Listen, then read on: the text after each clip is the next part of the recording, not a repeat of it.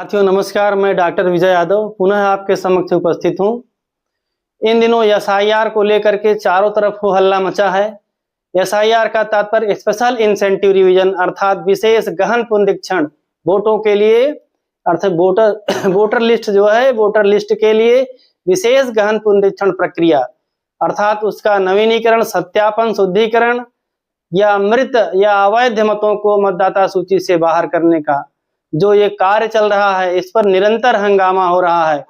और ये हंगामा जो है यहाँ तक हो गया है कि चारों तरफ हाहाकार और हंगामा मचा हुआ है।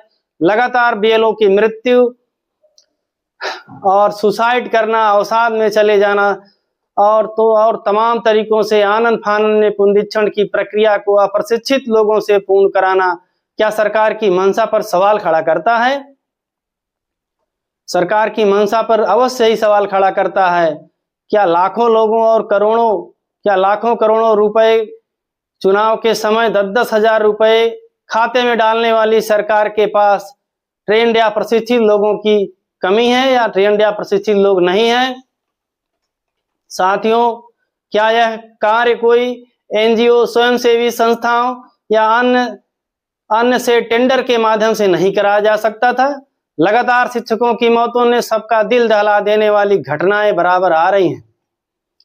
साथियों, मैं मध्य प्रदेश में एक विश्वविद्यालय के अंतर्गत विगत वर्षों प्राध्यापक रहा हूं। मुझसे भी यह पीड़ा देखी नहीं जा रही है। लगातार शिक्षकों की मौतों पर भी मौजूदा सरकारों का क्या दिल नहीं पसीज रहा? इतिहास गवाह है, जिसने भी शिक्षकों पर जुल्म और अत्याचार किए हैं वे समय के साथ नस्त नाबूद हो गए हैं।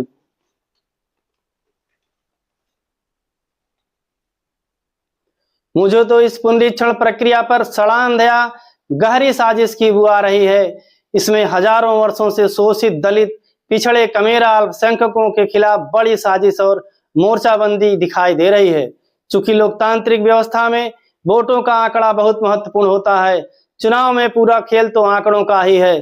साथियों, यह पूरा का पूरा खेल ग्राम सभा स्तर से लेकर विधानसभा स्तर तक उन शोषित वंचित जातियों के वास्तविक आंकड़ों को प्राप्त कर अपनी जुगाड़ और जुगत पर शासन प्रशासन स्तर पर अपने आदमी व मशीनरी तंत्र का दुरुपयोग कर लोकतांत्रिक वर्चस्ववादियों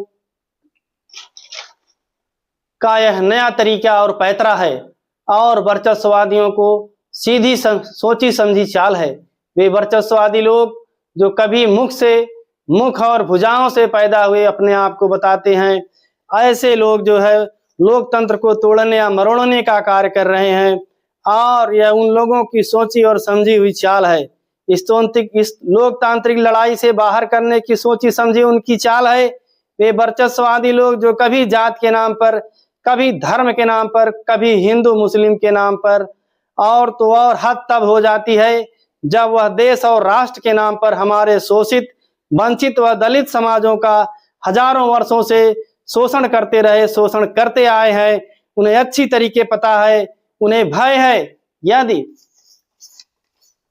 यदि वे शोषित समाज के लोग, दलित, अल्पसंख्यक, पिछड़े, ये यदि सब एक साथ कहीं इकट्ठा आ गए और यदि मान लीजिए इकट्ठा हो गए या एक साथ आ गए तो हजारों वर्षों से मैंने इनकी जो कब्र दफन कर दी है उसका क्या होगा? और तो और हजारों सालों से किसी न किसी रूप में मैं इन पर शासन करता रहा हूं, उसका क्या होगा? यदि ये कहीं इकट्ठा हो गए, संगठित हो गए तो फिर क्या होगा? इसलिए इन्हें यहीं पर पुनरीक्षण के बहाने ही, इस वोटों के लिस्ट पुनरीक्षण के बहाने ही यहीं पर इन्हें दफना देने का कार्य कर दिया जाए।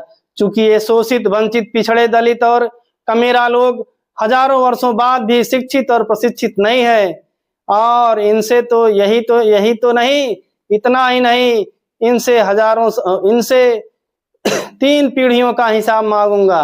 1 पीढ़ियों का नहीं बल्कि 3 पीढ़ियों का हिसाब मांगूंगा। और ये रोजमर्रा के कामों में उलझे हुए लोग 3 पीढ़ियों को क्या अपना भी हिसाब नहीं दे पाएंगे।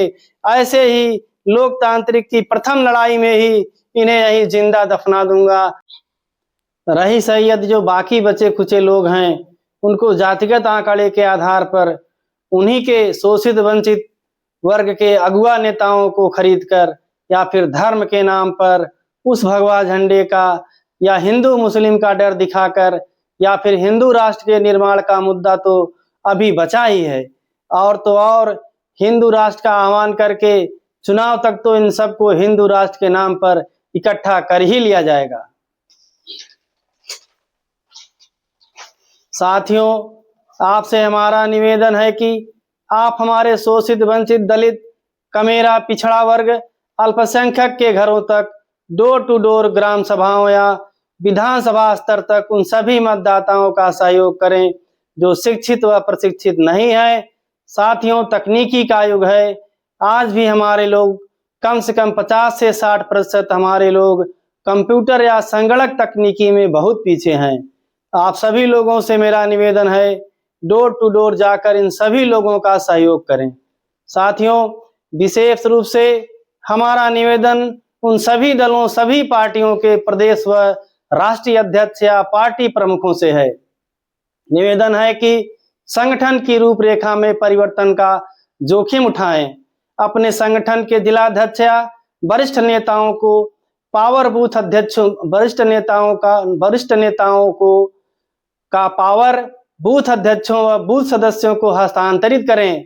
साथ ही साथ संगठन के वरिष्ठ नेताओं को ग्राम सभा स्तर तक अदला बदली कर वरिष्ठ नेताओं की प्रत्येक ग्राम सभा स्तर पर उनकी ड्यूटी लगाएं, अन्यथा लोकतंत्र की प्रथम लड़ाई में ही ये वर्चस्ववादी लोग आपको यहीं पर मात दे देंगे। साथियों, यही मेरा निवेदन है, आप जो है संगठित रहिए, आगे बढ़िए। संगठन में ही शक्ति है, संघे शक्ति जो है, संघ में ही शक्ति है। इसलिए संगठित होकर के आगे बढ़ने का प्रयास करें।